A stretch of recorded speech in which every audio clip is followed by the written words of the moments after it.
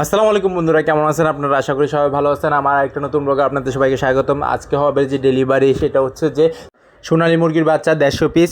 ইনশাআল্লাহ আল্লাহর রহমতে সেটা হবে যে অনেক দূরে, এই প্রথম আমি অনেক দূরে ডেলিভারি দিচ্ছি, কারণ হচ্ছে যে এইটা অনেক বেশি মুরগি বাচ্চা, সেই জন্য তো আল্লাহর রহমতে ডেলিভারি চার্জটা নিয়ে ফেলবো, সেই জন্য ডেলিভারিটা দিয়ে ফেলতেছি।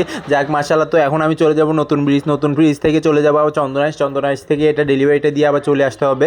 তো আমি বের হইতে বিকেল হয়ে গেছে, তারপরও আল্লাহর রহমতে নিয়ে গেছি। তারপরে নিয়ে গিয়ে এইটা রাখার সাথে সাথে ইনশাআল্লাহ উনি চলে আসবে।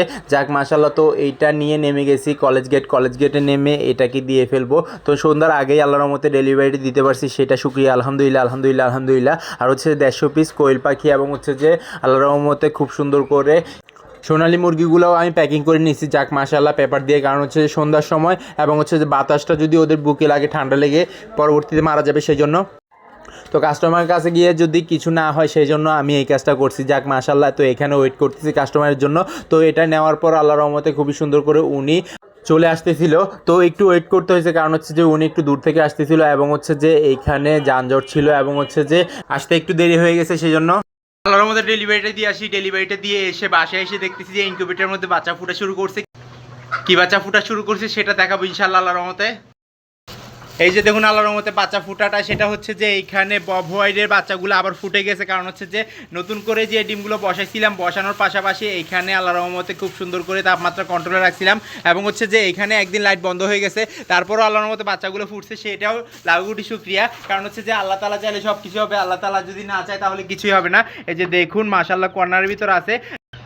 এই যে দেখুন আল্লাহর মধ্যে কর্নারের মধ্যে আছে। তো একটা এখনো শুয়ে আছে, কারণ হচ্ছে যে এইটা একটু ফুটতে লেট হয়ে গেছে, এবং হচ্ছে যে খুবই দুর্বল হয়ে গেছে, সেই জন্য এটা কর্নারের মধ্যে বসে আছে। তো টোটাল 7টা আছে এখানে চট্টগ্রাম শহরের মধ্যে। যদি কারো লাগে অবশ্যই যোগাযোগ করে নিতে পারবেন ইনশাআল্লাহ। বাচ্চাগুলা দেখতে পাচ্ছেন আল্লাহর মতে কতটা সুন্দর। তো একটা এখন ফুটে বের হয়েছে, এবং হচ্ছে যে খুবই সুন্দর করে এইটাকে অ্যাক্টিভিটি, এবং হচ্ছে যে ডিমগুলা আল্লাহর মতে লাড়াচাড়া করে দিছি। আল্লাহর মতে মুরগি যেমন ফুটে তেমনই ফুটে গেছে। যাক মাশাআল্লাহ, আলহামদুলিল্লাহ। এখন এগুলোকে পানি দিব, এবং হচ্ছে যে খাবার দাবার দিব। খাবার দাবারটা তাড়াতাড়ি দিতে হবে, কারণ হচ্ছে যে এগুলো ফুটছে যে গতকাল রাতে। খাবার দাবারটা আগে দিয়ে ফেলি, পানিটা একটু পরে দিব, কারণ হচ্ছে যে আমি গতবার যেগুলো ফুটাইছি ওগুলোও বড় হচ্ছে, ওগুলোও দেখাবো আপনাদেরকে। এমনিতে বব হোয়াইট কোয়েল হচ্ছে যে অনেক ভালো প্রজাতির একটা কোয়েল, আল্লাহর রহমতে সাইজও বড়, এবং হচ্ছে যে এগুলোর ডিমগুলো সাদা থাকে, এবং হচ্ছে যে খুবই তাড়াতাড়ি ফুটে মাশাআল্লাহ আল্লাহর রহমতে। আর এইখানে দেখুন, এখানে কিন্তু ডিম পাড়া শুরু করে দিয়েছে আমার কোয়েল পাখিগুলা। সাধারণ কোয়েল পাখিগুলা আমি আনছিলাম প্রায় 45 দিনের মতো হয়ে গেছে, এখন আল্লাহর রহমতে ডিম পাড়া শুরু করেছে। খাবার দাবার একটু কম পড়ে গেছে, সেই জন্য হয়তো বা ডিম পাড়া দেরি করে দিছে, সেই জন্য। যাক মাশাআল্লাহ, আলহামদুলিল্লাহ। এই যে দেখুন কর্নারে আছে সবগুলা। তো এগুলা কতদিনে ফুটছে সেটা বলি আপনাদেরকে। এগুলো আল্লাহর মতো ফুটছে যে 21 থেকে 22 দিনের মধ্যে। তো 22 দিনের মধ্যে ফুটে আল্লাহর রহমতে বের হয়ে গেছে, দেখতে পারতেছেন। আর হচ্ছে যে যেই সাধারণ কোয়েলগুলো আছে ওগুলো তো আলাদা করে রাখছি। আর হচ্ছে যে আমার কাছে আছে 5টা 1 মাস বয়সী বব হোয়াইট কোয়েল, ওগুলো আল্লাহর রহমতে আপনাদেরকে দেখাবো আজকে কতটুকু বড় হয়েছে, কি কি কালার আসছে। তো 2 মাস নয়তো বা 3 মাস পর গিয়ে মেল ফিমেল বোঝা যায়, এছাড়া কিন্তু মেল ফিমেল বোঝা যায় না। কারণ হচ্ছে যে যদি মেল ফিমেল বুঝতে হয়, ওদের বুকের সাইড দিয়ে হোয়াইট কালার আছে, এবং হচ্ছে যে ফিমেলের লাল কালার আছে, সেইটা আমি আপনাদেরকে নেক্সট ব্লগে দেখাবো।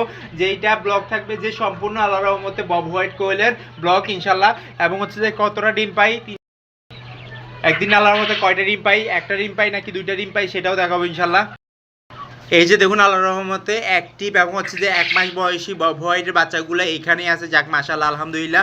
দেখুন কতটা সুন্দর। তো আল্লাহর রহমতে এগুলোর কালারগুলো কিন্তু একবার বাঘা রঙের কালার হয়ে থাকে, তিতিরের মতো লাফালাফি করে, এগুলো কিন্তু খুবই অ্যাক্টিভ, এবং হচ্ছে উড়াউড়ি করে।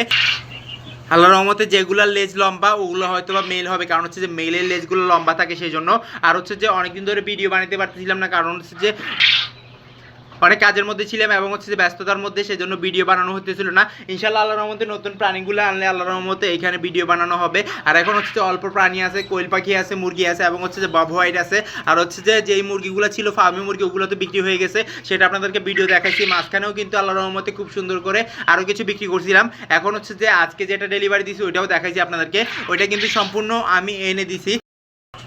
একটা কথা সেটা হচ্ছে যে চট্টগ্রাম শহরের মধ্যে দেশি মুরগি, ফার্মি মুরগি, লেয়ার মুরগি এবং হচ্ছে যে অন্যান্য মুরগির একদিন বয়সী বাচ্চা লাগলে অবশ্যই যোগাযোগ করে নিতে পারবেন ইনশাআল্লাহ আল্লাহর রহমতে।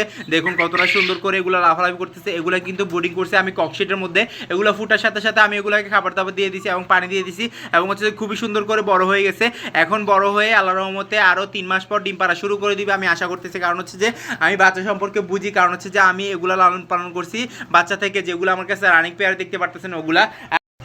কোয়েল পাখিগুলো আল্লাহর মধ্যে ডিম পাড়া শুরু করছে, ওগুলা ডিমগুলো আজকে আমি আপনাদেরকে দেখাবো ইনশাল্লাহ। আর হচ্ছে যে বব হোয়াইটের এই 5টা বাচ্চা যদি কারো লাগে অবশ্যই যোগাযোগ করে নিতে পারবেন ইনশাল্লাহ। আর একদিন বয়সী প্রথমে যেটা দেখাইছি 7 পিস আছে, ওইটাও লাগলে যোগাযোগ করে নিতে পারবেন ইনশাল্লাহ। আর হচ্ছে রানিং পেয়ারও আছে, রানিং পেয়ার লাগলেও যোগাযোগ করতে পারবেন।